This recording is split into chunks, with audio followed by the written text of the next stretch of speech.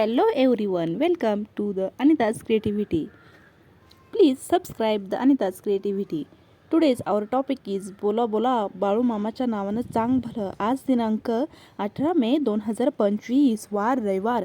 आजचा भाग बाळू मामांना सद्गुरूंची भेट. Today's important topic is what Balu मामांना सद्गुरूंची भेट. श्री बाळू मामांनी आपल्या पत्नीचा त्याग केला. त्यांनी आपल्या मेंढ्यांची राखण करता करता लोककल्याणाचा धडा गिरवायला सुरुवात केली. काही दिवस गेले आणि एके दिवशी आकाशवाणी झाली की बाळू तू गुरं घेऊन ये, त्याशिवाय तुला तुझ्या तपश्चर्येचे फळ मिळणार नाही. मामा विचार करू लागले, मी आता ही मेंढरे सोडून कुठला गुरु हुडकायला जाऊ. त्यांनी मनाशी पुष्कळ विचार केला.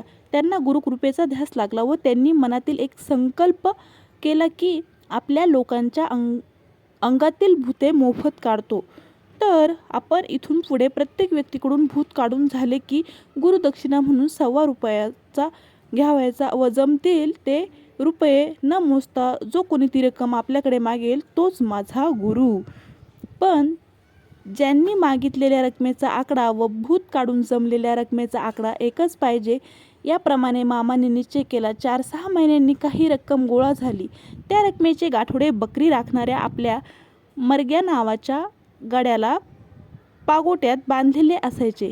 मामा शेणगावच्या रानात बकरी हिंडवत असता दत्त मंदिरात गेले. त्यांना पाहताच मुळे महाराज म्हणाले, बाळू माझे पैसे कुठे आहेत, दे. मामांनी प्रश्न केला की किती पैसे सांगा. मुळे महाराजांनी सांगितले 120 रुपये. मामांनी आपल्या मर्ग्या नावाच्या गड्याला हाक मारली. पैशाचे गाठोडे सोडून मोजले तर ते बरोबर 120 रुपये होते. मामांनी झटकन मुळे महाराजांच्या पायाचे दर्शन घेतले. तो दिवस शनिवार, वार दिनांक 12 ऑक्टोबर 1930 आश्विन वद्य पंचमी शके 1852 होता.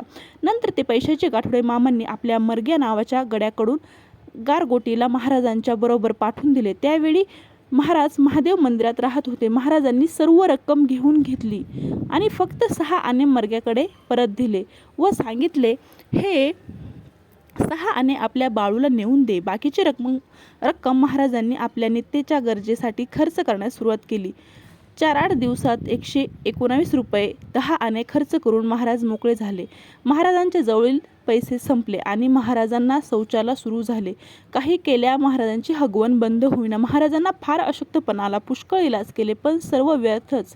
महाराजांनी अंतर्मुख होऊन पाहिले. त्यावेळी त्यांच्या लक्षात आले की आपण बाळूचे पैसे खर्चासाठी वापरले.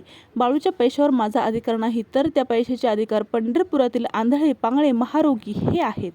त्यांनी मामांचे जेवढे पैसे घेतले होते तेवढे जमा करून लगेच बाजूला गाठोडे बांधून ठेवले व मनाशी संकल्पना केली की बाळूचे पैसे मी जेव्हा पंढरपूरला जातो त्यावेळी सर्व गोरगरीब, अनाथ, भिकारी, आंधळे पांधळे व महारोग्यांना वाटतो. म्हणून त्यावेळी महाराजांची हगवण बंद झाली आणि मुळे महाराजांना बाळूमामा कोणी महान संत आहे त्याची कल्पना झाली. बाळूमामांनी गुरुदक्षिणा म्हणून जे पैसे दिले ते पैसे त्यांच्या गुरूंना देखील लाभले नाहीत. तर बाळूमामांचे पैसे तुमच्या आमच्यासारख्या मानवांना स्वतःच्या स्वार्थासाठी काय लाभतील. बाळूमामांचा एक नया पैसा सुद्धा पचणार नाही. जर कुणी घेण्याचा प्रयत्न केलाच तर त्यांच्या संसाराची राख रांगोळी होईल यात शंकाच नाही. बोला बोला बाळूमामाच्या नावानं चांग भलं. बोला बोला बाळूमामाच्या नावानं चांग भलं. अवधूत चिंतन श्री गुरुदेव दत्त. झालेली सेवा स्वामींच्या चरणी समर्पित करते. भक्तांनो, चॅनल जर नवीन असाल तर नक्कीच अनिताज क्रिएटिव्हिटी या यूट्यूब चॅनलला सबस्क्राईब करा. माहिती जर आवडत असेल तर नक्कीच व्हिडिओला लाईक करा.